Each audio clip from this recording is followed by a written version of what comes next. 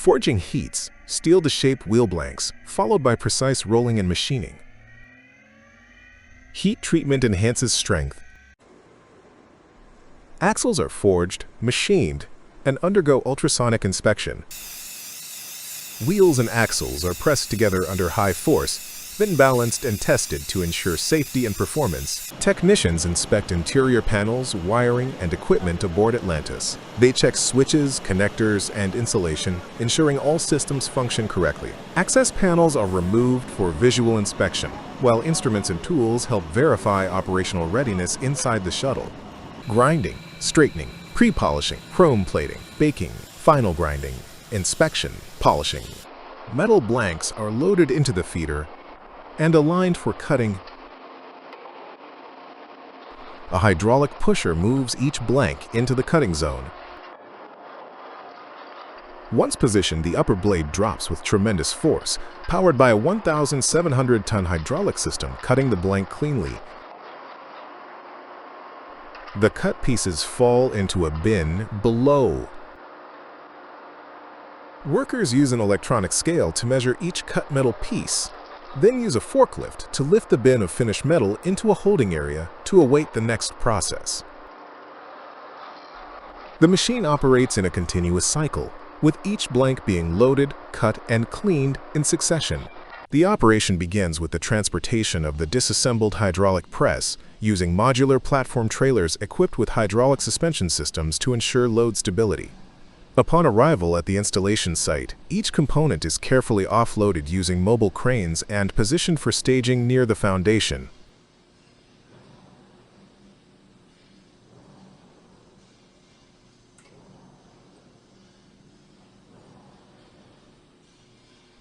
For the lifting and positioning phase, Batazza deploys a heavy-duty gantry lifting system known as a cavaletto idraulico, featuring synchronized telescopic columns with a combined capacity of 400 tons.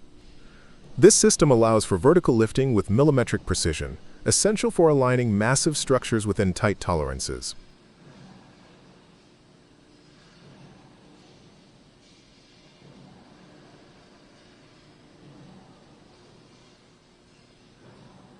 The main base of the press is the first element to be installed. It is lifted and lowered directly onto pre-installed anchor bolts embedded in the concrete foundation. Technicians monitor level and alignment in real time using laser measuring instruments. Once secured, vertical press columns and cross beams are sequentially hoisted and mounted, with hydraulic tensioners used to torque structural fasteners to the required specifications.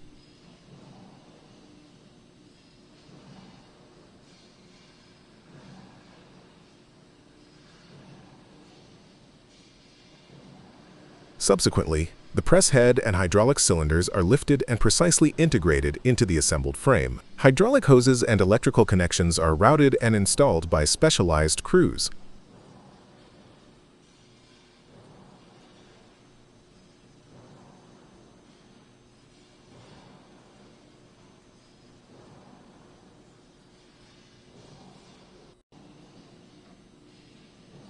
After assembly, the system undergoes a static and dynamic commissioning phase.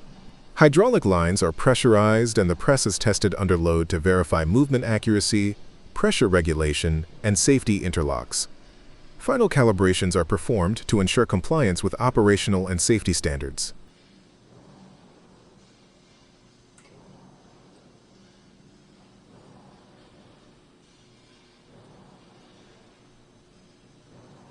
This complex process demonstrates Batazza's capacity to execute high-precision lifting and assembly tasks involving oversized industrial equipment with technical excellence and strict adherence to safety protocols.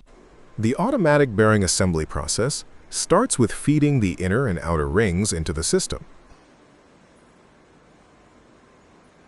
Each ring is precisely measured to determine its dimensions. Based on these measurements, a matching set of balls is automatically selected. The inner and outer rings are then joined together, and the selected balls are fitted carefully between them. After insertion, the balls are evenly spaced to maintain balance and ensure smooth rotation. A cage is then fitted over the balls to hold them in place. Finally, the cage is securely riveted, completing the accurate and efficient bearing assembly. The vertical transfer press forms brass cups into non-grooved 9x19mm cartridge cases through a series of precise steps. Initially, brass cups are automatically fed into the press. The vertical ram then descends, driving the cups into progressive dies mounted on a rotating indexing table. As the table moves each cup through successive stations, the brass is gradually shaped by multiple forming punches. Each station performs a specific operation, such as drawing, ironing, and trimming, to reduce wall thickness, elongate the cup, and refine dimensions. The vertical motion ensures accurate axial force application, enhancing material flow and dimensional consistency. Throughout the process, robotic arms or mechanical pushers transfer the partially formed cases between stations. Finally, the completed cartridge cases, now uniform and non-grooved, are ejected and collected for the next stage of ammunition production. The entire operation is continuous and highly automated for efficiency. Continuously cast round, steel billets, 230 millimeters in diameter, are cut to length and preheated in a computer-controlled rotary hearth furnace to 1,280 degrees Celsius.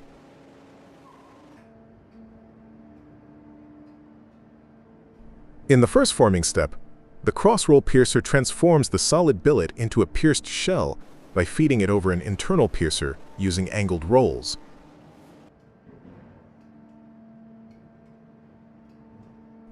A mandrel bar is inserted, and the pierced shell is elongated into a hollow in the push bench.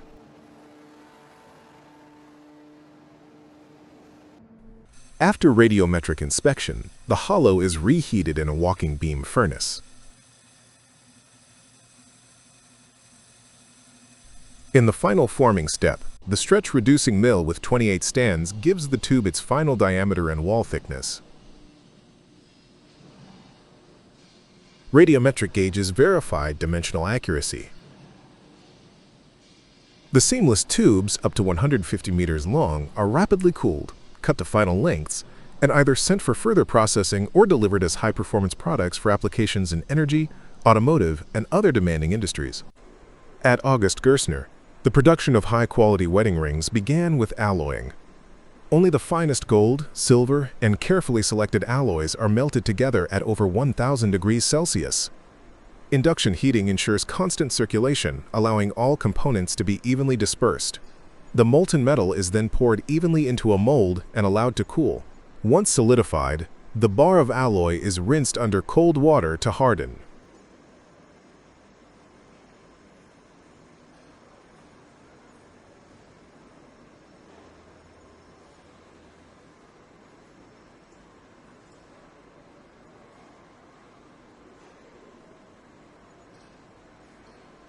Next, the bar is rolled to the desired ring width, which not only shapes the material but also increases its hardness and eliminates any tiny bubbles formed during casting. Ring blanks are stamped from this hardened metal. To achieve maximum hardness and precise sizing, the blanks are widened using a mandrel, a demanding task due to the metal's increased resistance.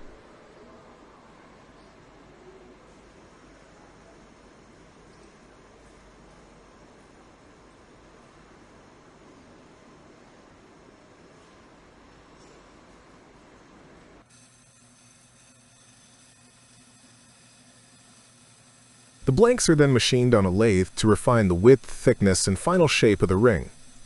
Any excess metal is collected for recycling. For rings combining different gold colors, centering technology is applied under vacuum and high heat. The rings are smelted together at about 800 degrees Celsius, creating a permanent, inseparable bond.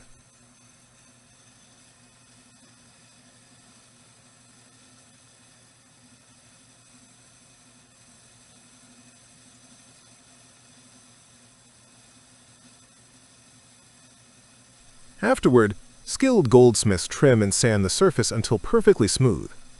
Final steps include CNC drilling for diamond placement, Microscopic stone setting, thorough polishing, and rigorous quality checks ensuring every Gerstner ring lives up to its reputation, made to last a lifetime. The tanker is brought into dry dock and precisely positioned. After draining the dock, workers clean the hull and remove the propeller. The Becker-Mewis duct, delivered in 2 parts, is assembled and coated with 2 primer layers. It is then positioned behind the ship, using lifting eyes and chain blocks, guided by markings. The fin system is adjusted and fitted. Once aligned, welding begins, supervised by a service engineer and class inspector. Welds are inspected, and the propeller is reinstalled. All openings are sealed. In 5 days, installation is completed, enabling improved efficiency and reduced emissions. The grinding process begins with the automatic loading of the hob cutter onto the Haas multi-grind machine. A robotic arm carefully positions the tool into the clamping system. Once secured, the high-precision grinding spindle starts rough grinding the flanks of the teeth using a profiled grinding wheel. During this phase, coolant is continuously applied to reduce heat and ensure dimensional accuracy.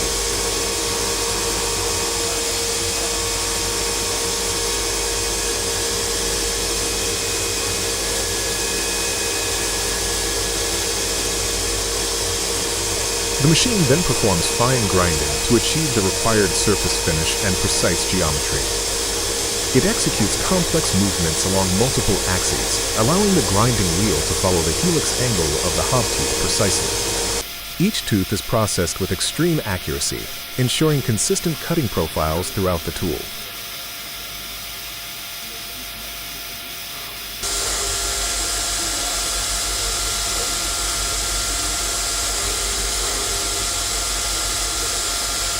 Following the profile grinding, the machine grinds the gash surfaces between the teeth using a different grinding strategy. The grinding wheel moves along a defined path, maintaining both tool symmetry and optimal cutting-edge sharpness.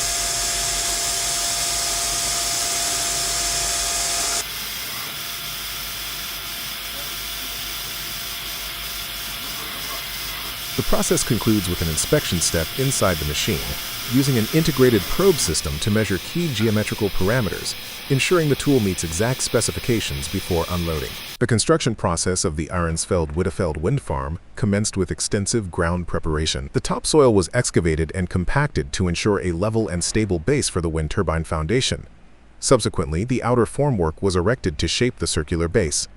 Approximately 1,100 tons of ready-mix concrete were poured in stages into the formwork, ensuring a solid and durable foundation structure. Once the concrete was set, surrounding earth was backfilled to provide additional lateral support.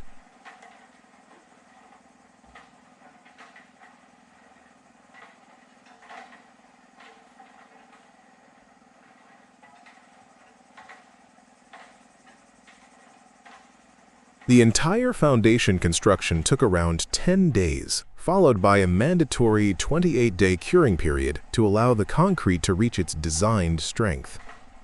After a total of 38 days, the site was structurally ready for the next phase.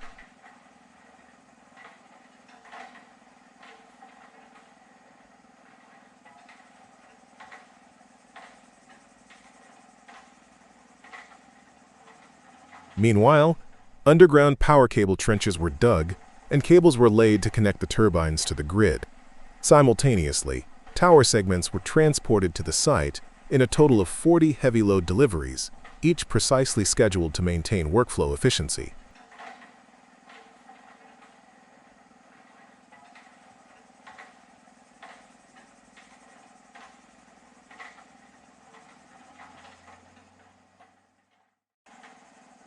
The concrete tower assembly began using a 500-ton mobile crane with a maximum hook height of 90 meters.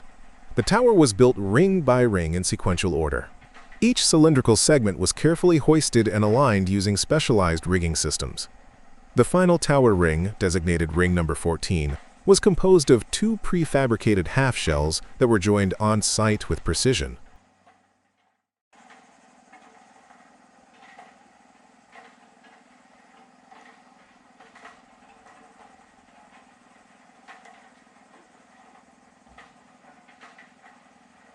Once the concrete tower was completed, electrical systems, aviation warning lights, and internal ladders or lifts were installed. Two heavy steel pipe sections, each weighing approximately 50 tons, were lifted atop the tower to transition from concrete to the nacelle interface.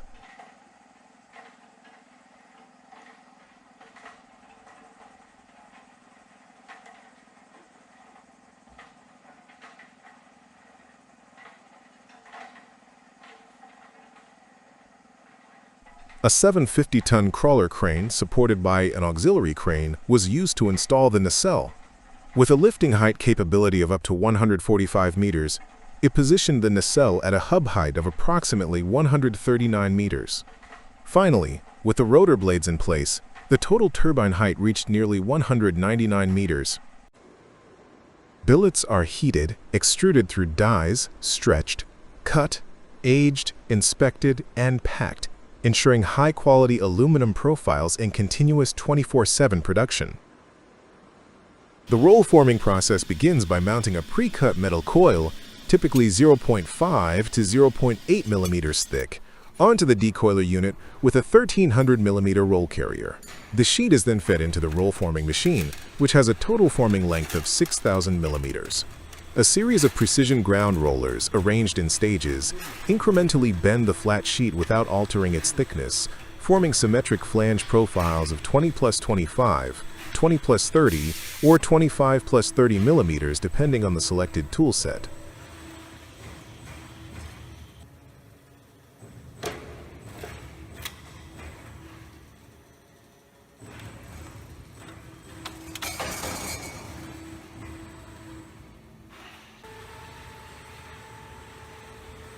Driven by a 15 kilowatts three-phase electric motor, the machine ensures consistent torque transmission across the roll shafts through a gearbox.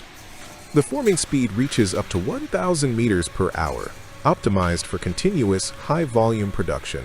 Pneumatic systems supplied with 6 to 8 bars compressed air at 100 L per minute are used to control auxiliary devices such as guiding arms, alignment pins, and automated profile pushers.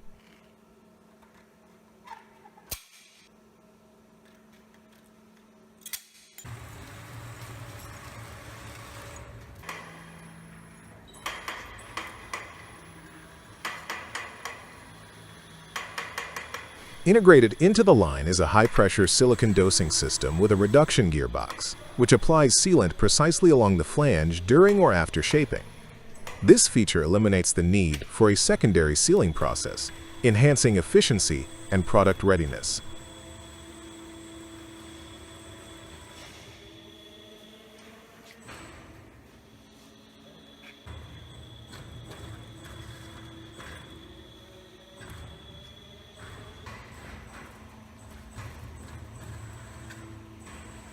After exiting the final roll station, the formed profile moves to a 5,000 millimeter long alignment and stacking table, where profiles are automatically arranged for manual collection or downstream automation.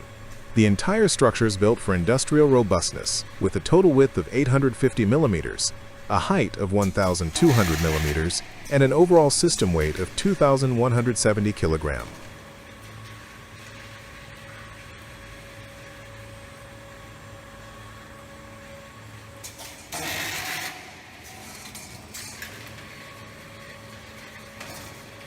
The Macket Machina roll-forming line exemplifies precision engineering for light-gauge metal forming, ensuring accurate profile geometry, minimal material distortion, and high repeatability ideal for flange production in HVAC or construction applications.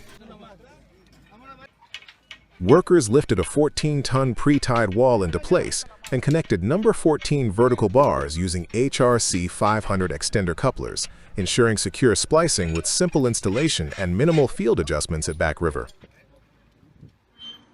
The manufacturing process starts with heating steel rods and forging them into rough plier shapes using high-pressure dies.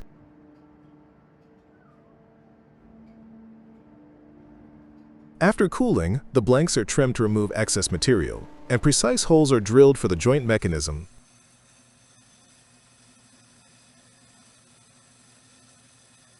The two halves are assembled using a rivet and undergo heat treatment to increase strength and hardness.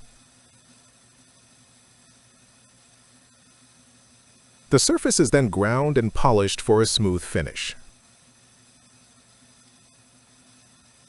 Cutting edges are sharpened precisely. For insulation, the handles are dipped into liquid plastic and cured. Each plier is tested for cutting performance, hardness, and electrical insulation before being packed and shipped to customers. Core stacks are manufactured, insulated by winding impregnation, then tested and packaged, machining and quality assurance. The Anyang 5,000-ton forging press compresses the metal billet with immense force, shaping it through multiple precise strokes. Each stroke deforms the metal gradually, ensuring accurate form and density. The press repeats this until the desired shape is achieved.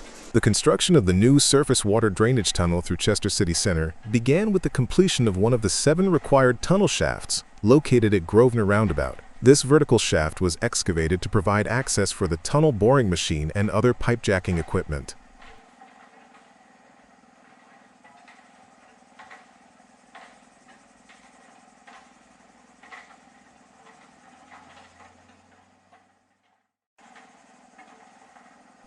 After the shaft construction was finished, hydraulic jacking rigs and a thrust block were installed at the base. These components are essential for driving the TBM forward and pushing the concrete pipe sections into place behind it. The tunnel boring machine was then carefully lowered into the shaft using heavy lifting equipment.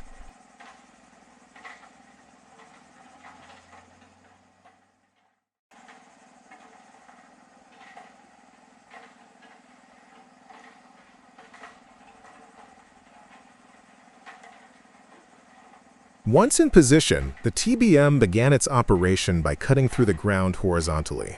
As it advanced, it created a cavity in which precast concrete pipe sections were installed. The hydraulic jacks then pushed these sections forward, gradually extending the tunnel.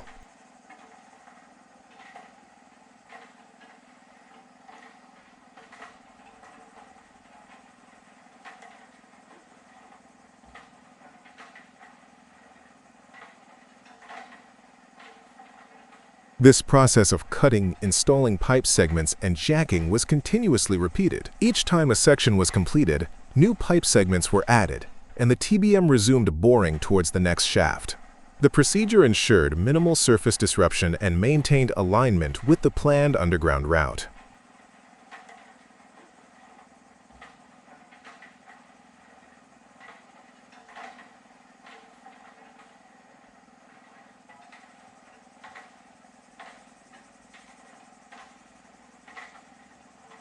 The entire process from May to August 2021 showed steady progress as the tunnel advanced underground through Chester.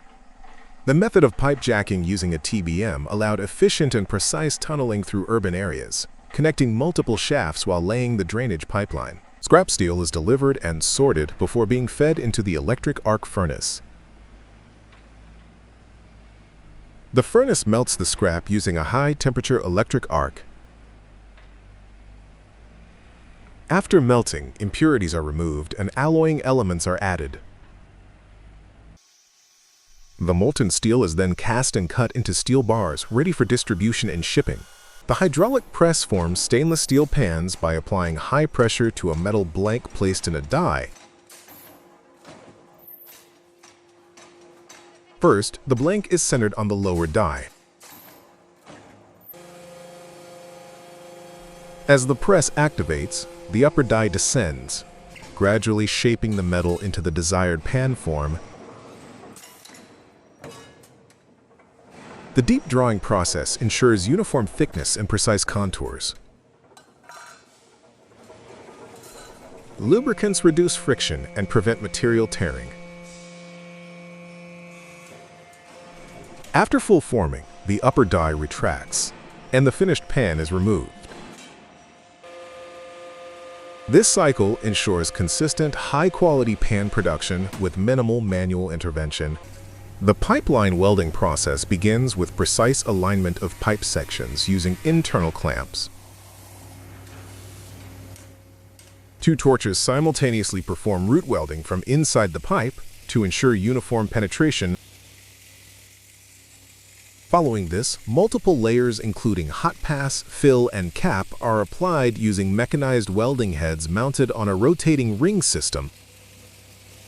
Each layer is deposited under controlled conditions, ensuring high-quality, defect-free joints. Continuous monitoring and adjustments are made throughout the process. After welding, automated ultrasonic testing checks weld integrity before the pipeline moves to the next stage. Workers first cut around the concrete pile after installing a steel frame around the pile head and securing it with bolts.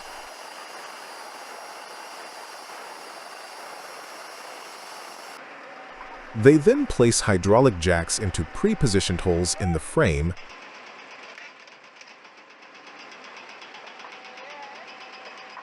The jacks are gradually extended to create an upward force, breaking the concrete along the designated cut line.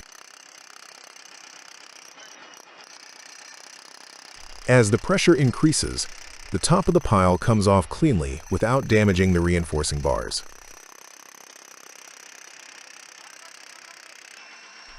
After the pile head is removed, workers lift and clear away the concrete debris.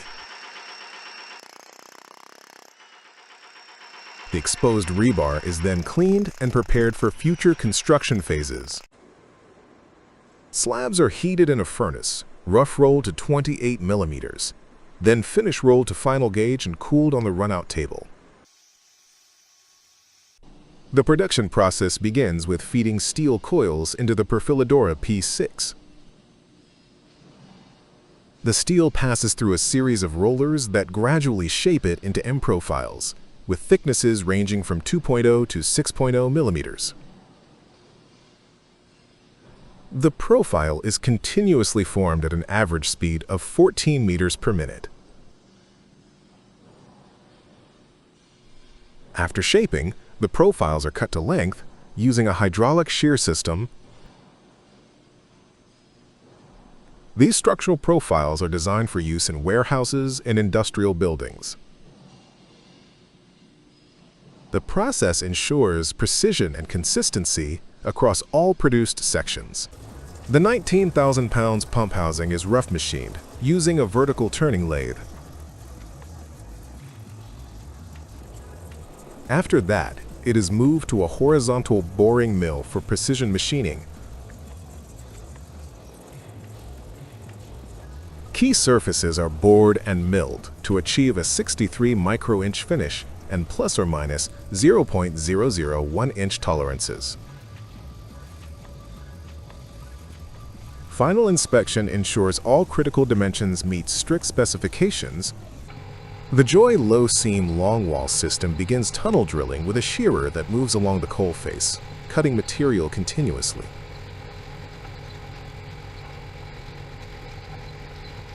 Hydraulic roof supports advance with the shearer to stabilize the roof.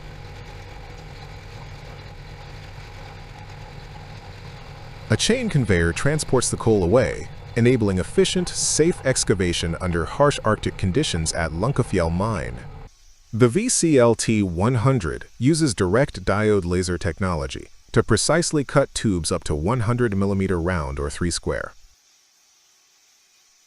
Tubes are loaded into the chuck, where the Mazak FX311 multi-axis control positions the workpiece. The laser head, mounted on servo-driven slides, performs high-speed contouring, piercing, slotting, beveling, and miter cutting without repositioning. The system utilizes coordinated rotary and linear axis movement for complex geometries. Real-time sensors monitor cut quality and alignment. After machining, finished parts up to 40 are automatically unloaded. The machine ensures high-precision cuts with minimal heat-affected zones, providing clean edges and repeatability suitable for low-volume, high-mix production. The Brock 330 ES remotely operated demolition robot performs ladle mouth cleaning in metallurgical plants.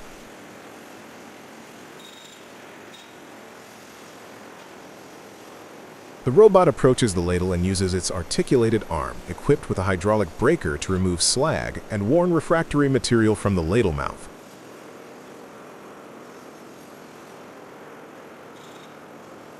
Its compact design allows it to work efficiently in confined, high-temperature environments.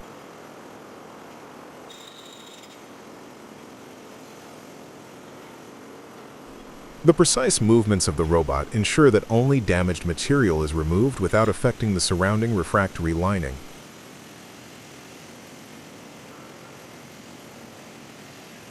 This remote-controlled operation enhances safety by keeping workers at a distance while maintaining optimal performance and reducing downtime in the metal production process.